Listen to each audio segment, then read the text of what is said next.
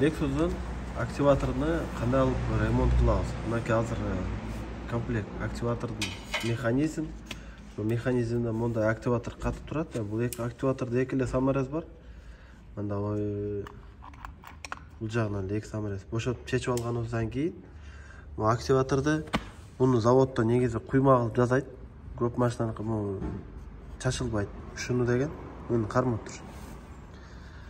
Канцелярский нож менен биз буну ачып койдук. Ачканда деген бул жерде мынакей мындай жер бар.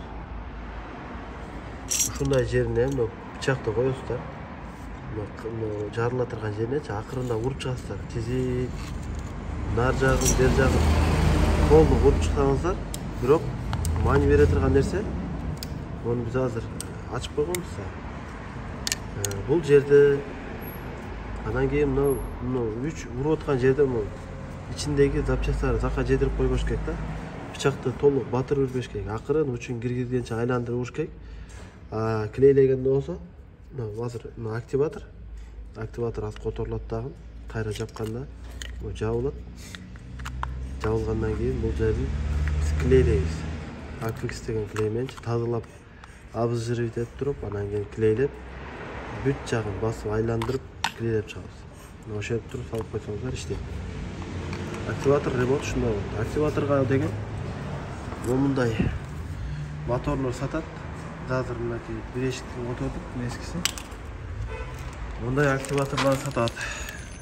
Азыр бардык эле магазиндерде сатып калган.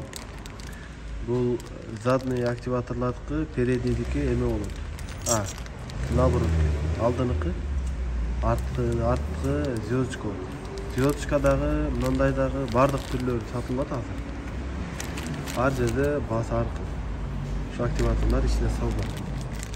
Анан дагы бир эшигин ачтык эле. Буларда монда алып чаптап салып тур.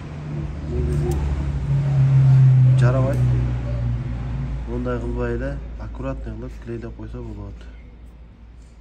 Мондай пайка кылгандачы зазорлор жакшы келбей калат дагы. Мотор иштегенде жарат да отот. Ошо ажыраганда мотор клинт этип калат. Баарыңарга ишенек, ишиңерге ийгилик. Ассаламу алейкум.